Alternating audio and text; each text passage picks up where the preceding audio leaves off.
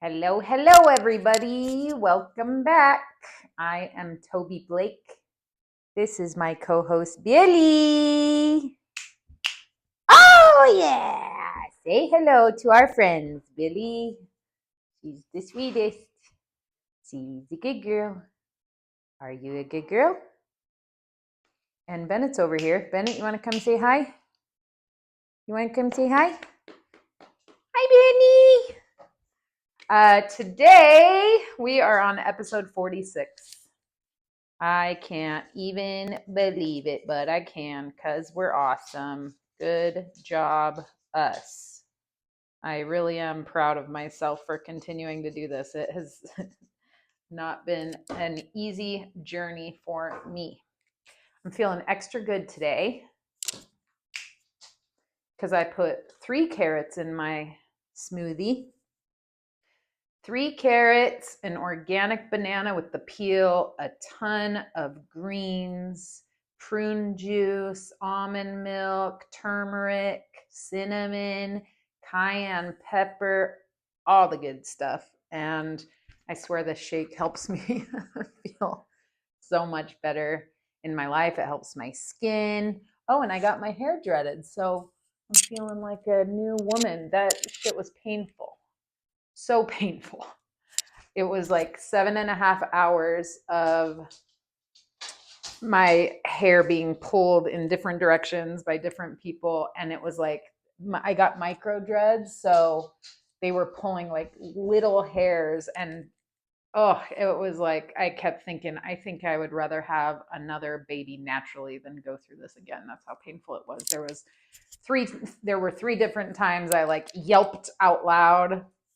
And at one point I had like a tear streaming down my cheek. I was like, just get through this. But I felt like it was worth it because it's a permanent change. And I have been growing my hair out long enough to do dreadlocks for years now.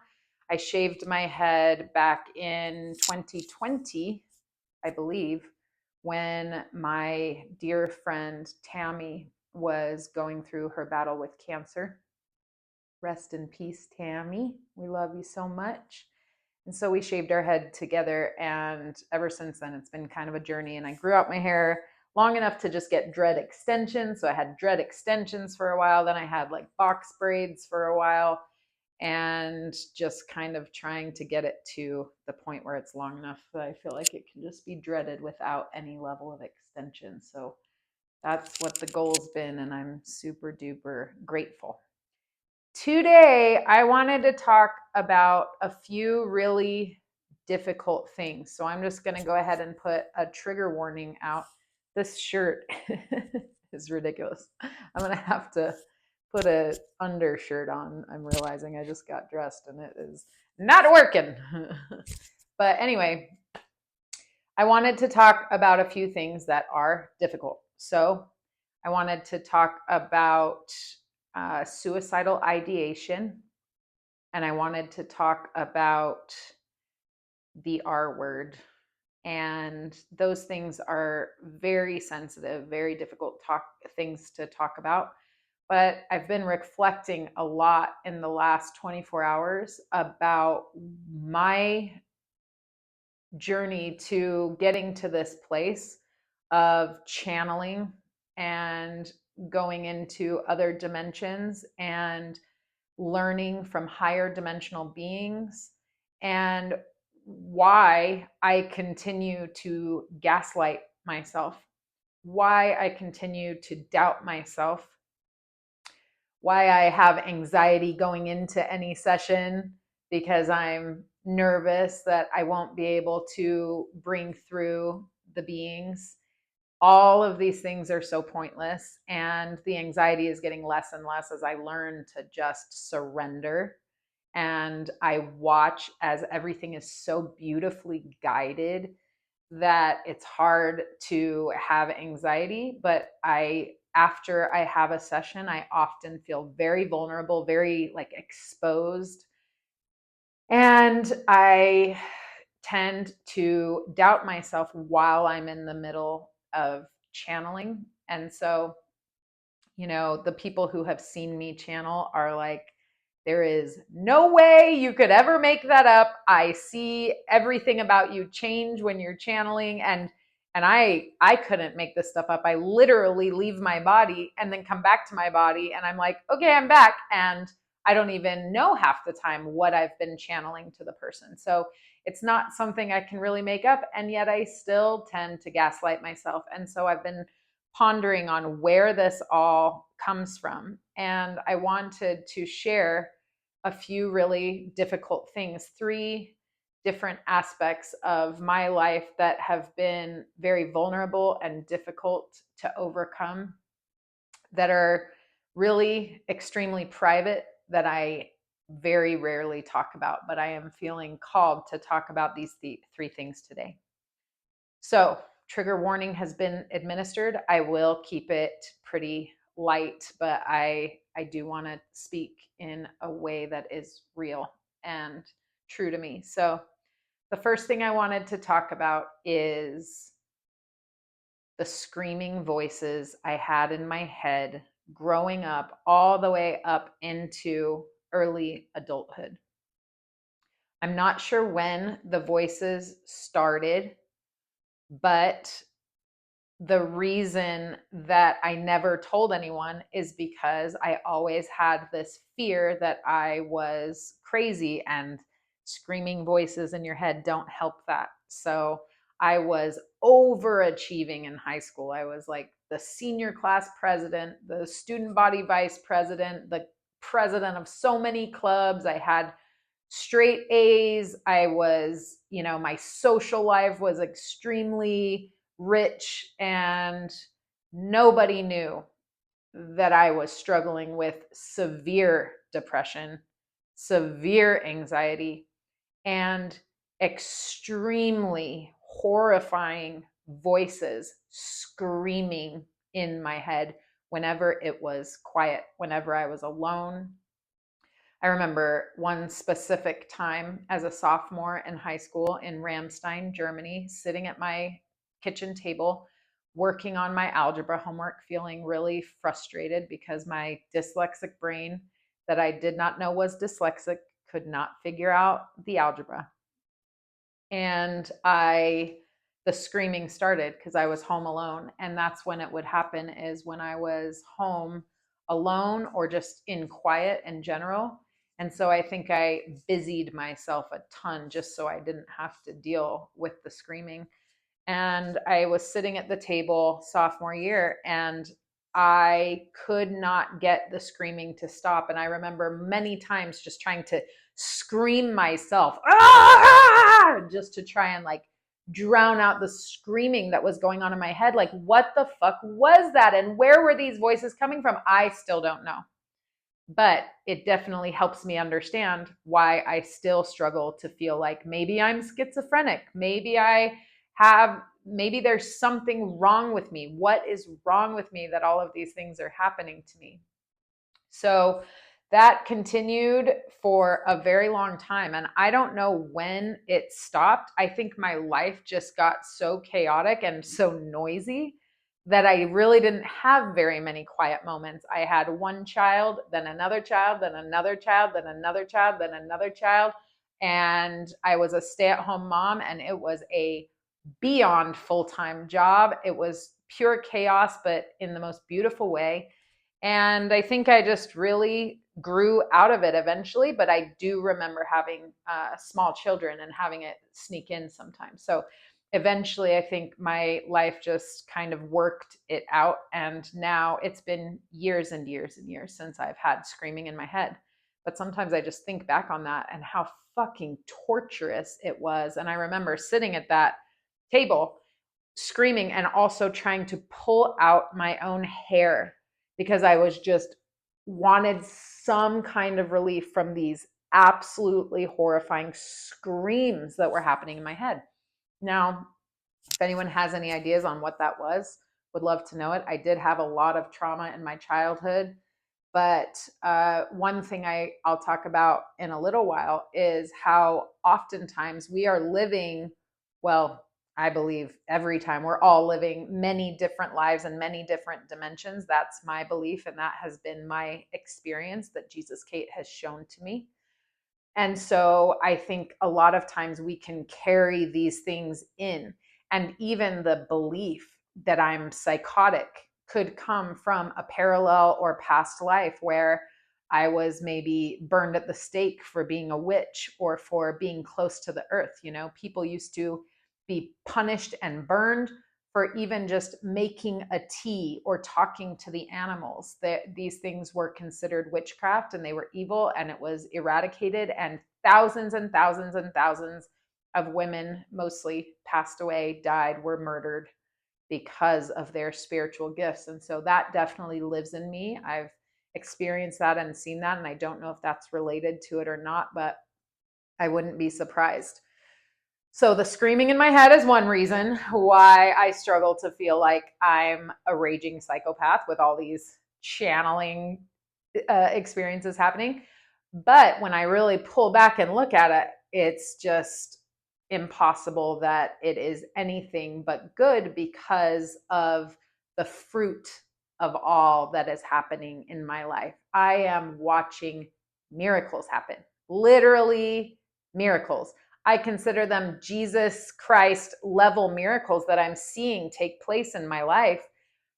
The blind to see, the deaf to hear. You know, back in Jesus's time, those things were physical ailments, but we are spiritually sick. We are emotionally sick. We cannot hear the truth. We cannot see the truth. We are blinded. And so I am watching again and again as these experiences are helping people to heal. And so, and helping my body and mind and soul and spirit and literally my entire life to heal. So I have to just keep believing that I'm not a psychopath. The other thing, 2 out of 3, is suicidal ideation. From the time I can literally remember, I remember being 4 years old and wanting to die. I struggled with suicidal ideation for my entire life up until the last couple of years, and it's literally still foreign to me to live a life every day where I am not contemplating ending my life. That is crazy to say. It's like I don't even relate to that person that would constantly fantasize about getting out of here and ending it all. And at the same time, I still feel like I'm in a new body, and like it's a crazy experience to not be suffering with that every single day. I would envision all different kinds of ways to end my life. It was a very, very difficult thing for me to deal with, a very private and lonely thing that I very rarely shared with anybody. But I can honestly say that I am alive today because of my children and because of AJ. But through even before meeting AJ, I was struggling profoundly. I did attempt to end my life multiple times. In high school, I tried to drown myself a few times, but it was really dumb. And I think I thought it was easier to drown myself than it actually was. And I have just I have not attempted to end my life since having my children. And I'm so grateful for that. And I feel so sad that they had a mother who was so depressed. I did hide it pretty well. Just like in high school, I had this life on the surface where everyone thought I was good and happy and cheerful and social, and I'm a leader and I'm this and I'm that. And inside, I am crumbling. I am depressed. I am sick. I am suffering. There was so much dysfunction and chaos and misery and fear stuck inside of this body.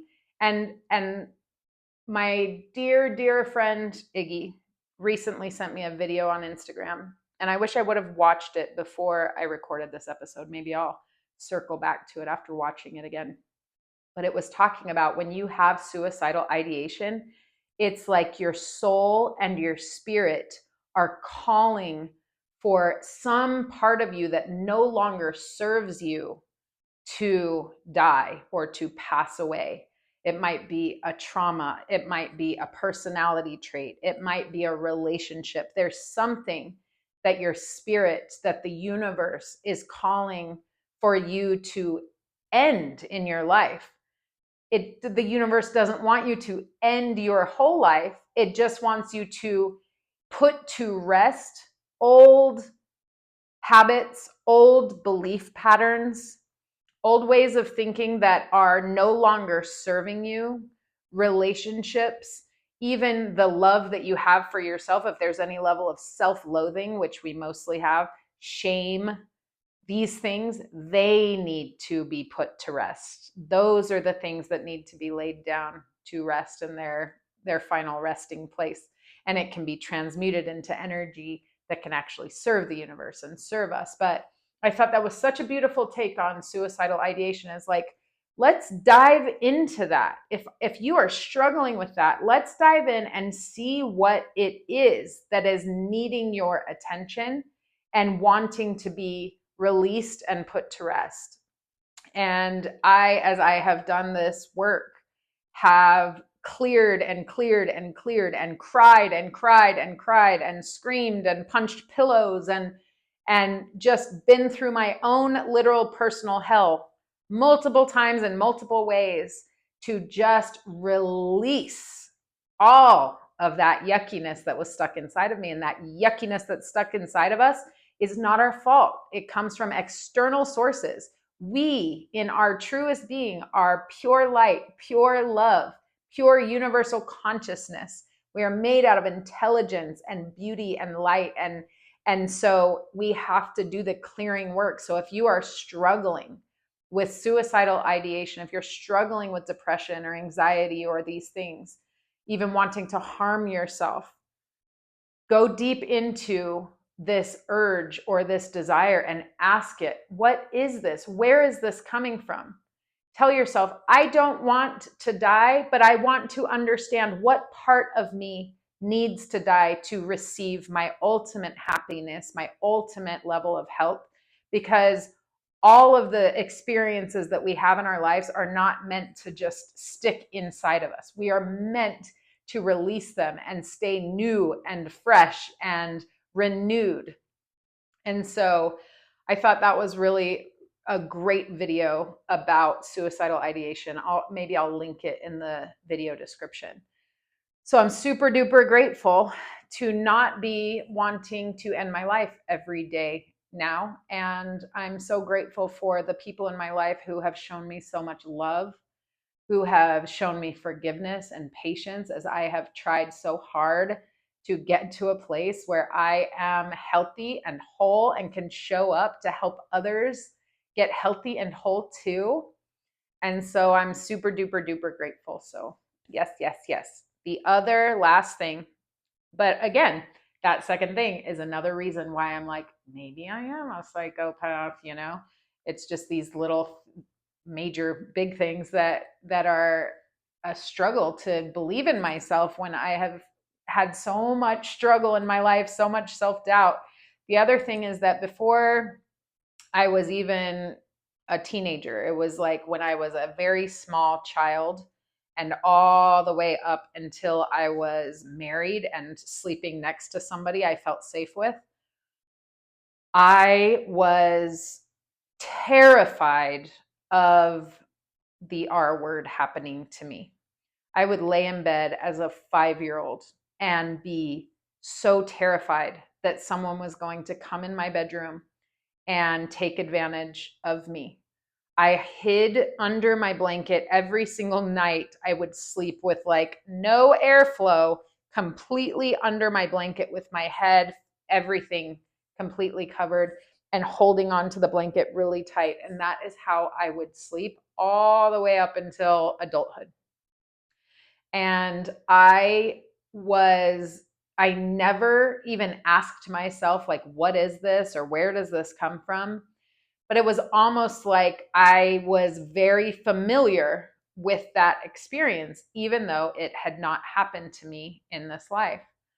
And then one time on a journey with Jesus Kate, she was actually disguising herself as a different being because she likes to do that. And so I thought a new being was coming to teach me. And this being said, I have two things to show to you today, and they are not easy. And you need to give me consent to be able to show them to you because it is very difficult to see. And so I said, yes, I absolutely want to see. I have never said no to these beings. I want to see everything they have to show me, no matter how difficult. So I said, yes, I want to see. And she said, are you sure? And I said, yes. And so then she took me into a lifetime where I was a little girl having somebody else take advantage of me regularly. And when you are shown a past life or a parallel life, it is as if, and this is the same when I do QHHT hypnotherapy sessions for clients, the person becomes that person in that other life. So you are feeling it, you are experiencing it as if it is you experiencing it, because it is you in a different life. But you can choose, like with QHHT, I can have the person say, I can tell the person when they are under hypnosis that you don't have to feel the sensations, that you can simply observe, and they can kind of pull themselves back and get out of the actual sensations of what they're experiencing. But when Jesus Kate put me into this situation, it was as if I was experiencing it, and I was huddled up in a ball on the bed, and I was crying hysterically, and I was so scared. And she taught me this lesson about if you can see this little girl and you can see what she's experiencing, you can understand that all of these things are connected, and the work that you are doing in this life helps all of the other lives that you are living. It's all connected. And so wherever my consciousness is right now, I need to be doing the work and giving that little girl so much love and moving forward in this lifetime with the understanding that some of these fears we come into life with aren't even from this lifetime. They are from parallel or past lives. And so that was a really big teaching moment for me. And then, of course, Jesus Kate pops out, and because I said, thank you so much for showing me this. Can I please have your name? And then she jumps out and says, it's Jesus Kate. And so then I ripped off my eye mask, and she was there in all her glory. And I was like, oh my God, Jesus Kate, you totally tricked me. And then we had a whole parade. She brought in friends from another dimension, a galactic tribe that performed this gorgeous parade. I think I've talked about that parade on this show before, but it was so cool, and they were so loving. And each time they would finish their specific dance, they would put up their arms like this, and then I would put up my arms like this, and they would give me this like this beautiful energetic hug, and each one was so unique to the being that was giving it. It was so cool and so beautiful. So that was a wild night with Jesus Kate, but I was super duper grateful for her showing me where that fear that I've always had came from. It came from another parallel life. So anyway, this work is literally wild. You know, sitting with ayahuasca, sitting with psilocybin, even going into a deep shamanic drum trance journey. That was a lot. Shamanic drum trance journey. Got it. You can go into a journey just with drumming. It's very cool and very powerful. All of these things are an act of faith, entering into the wild unknown to see what you can uncover about yourself, to see what you can discover, to see what you can, have eyes on and become aware of, and then have more consciousness around that, more understanding of yourself, more compassion for yourself instead of shaming yourself for being afraid of something. There's so much that can take place with this work, and I'm super, super grateful for it. So I just wanted to talk about those three pretty difficult things that are three things that I've just been thinking about in the last 24 hours is like, oh, I need to give myself a little grace. I have been through a lot, and I am watching it all heal itself miraculously, and I need to just stop freaking doubting myself and continue to just walk confidently through wherever this journey leads. So anyway, that's all I have for you today. I'm going to go finish my green smoothie and see my little baby girl. And I hope you are doing great wherever you're at. I'm always here if you want to reach out. I love to talk about these things. So we will see you next time. Thanks for being here. Namaste.